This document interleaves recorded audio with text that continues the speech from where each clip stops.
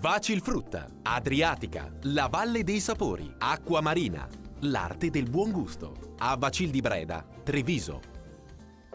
Bentrovati al meteo. Il mese di ottobre inizia all'insegna della variabilità. Una perturbazione si avvicina al nostro territorio e martedì ne avremo le prime avvisaglie.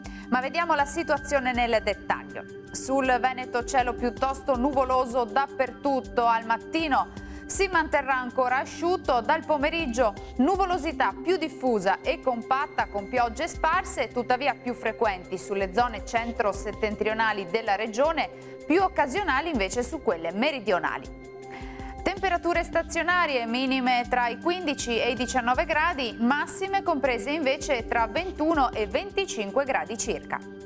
Situazione simile anche sul Friuli Venezia Giulia, con molte nubi fin dal mattino e con qualche piovasco a carattere sparso.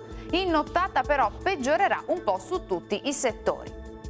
Temperature invariate minime tra 16 e 20 gradi, massime oscillanti invece tra i 22 e i 23 gradi. Uno sguardo infine al Trentino Alto Adige, dove avremo locali acquazzoni sui settori meridionali della nostra regione, sarà invece più asciutto e soleggiato altrove. Temperature minime sui 15 gradi, massime sui 24 gradi.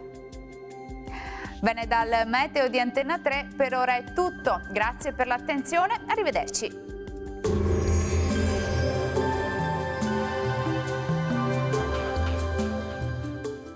Vacilfrutta, Adriatica, la Valle dei Sapori, Acqua Marina, l'arte del buon gusto. A Vacil di Breda, Treviso.